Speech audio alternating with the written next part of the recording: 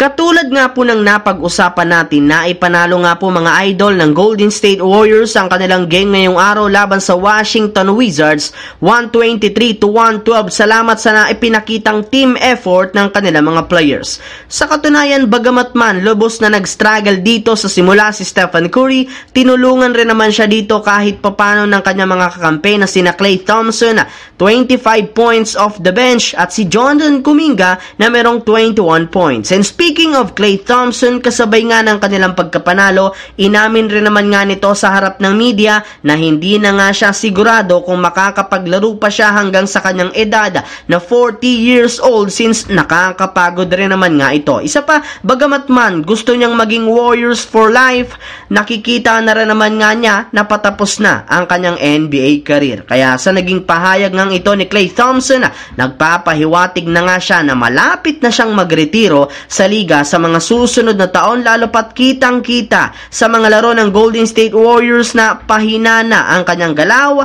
at ang pagiging inconsistent ng kanyang shooting. Samantala, dito naman sa ating pangalawang storya, sa balitang gumagawa nga po si Domantas Sabonis ng history sa kabila ng pananahimik nito sa NBA. Alam naman nga po ninyo na isa nga si Sabonis sa mga naisnab na superstar ng nagdaang 2024 NBA All-Star. Pero sa kabila nga po niyan, patuloy pa rin naman niyang pinapatunayan ang kanyang sarili ngayong season sa paggawa niya ng history sa pagiging rebound leader nito sa liga sa nakalipas na 7 taon. Bukod nga po dyan, siya rin naman ang nangungunang player sa loob ng liga na may pinakamaraming naitalang triple-double at double-double ngayong season. Kaya sa ipinakitang performance nga ito ni Sabonis, gusto nga nito na maging isa sa mga pinakamahusay na scoring big man sa NBA history sa kabila ng hindi pag-intindi sa kanya ng media. Habang lumiko naman tayo sa ating huling storya dito sa ating bagong video sa balitang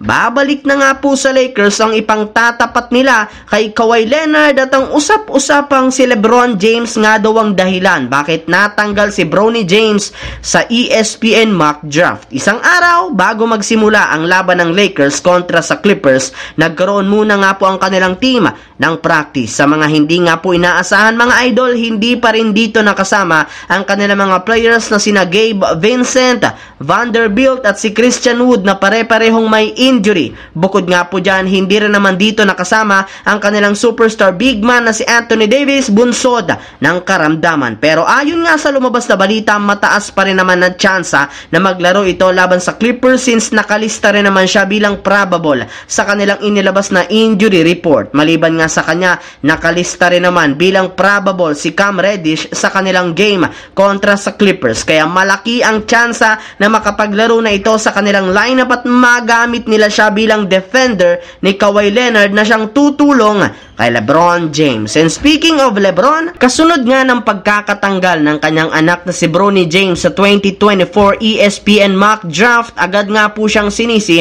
ng sikat na analyst na si Stephen A. Smith. Ayon nga po dito, kasalanan nga daw po ni LeBron bakit marami ang nambabatiko sa kanyang anak, lalo pat mismong siya na ang nagsabi na gusto niyang makasama ito sa iisang kupunan. Kaya dahil dyan, in-expect na nga po ng mga fans na maganda ang ipapakita nitong mga performance. Kaya ngayon nga pong napakababa ng itinatalang statistical points nito sa college basketball. Marami nga ditong nadismaya hanggang sa tanggalin na lamang siya ng ESPN sa kanilang ginawang mock draft para sa taong 2024.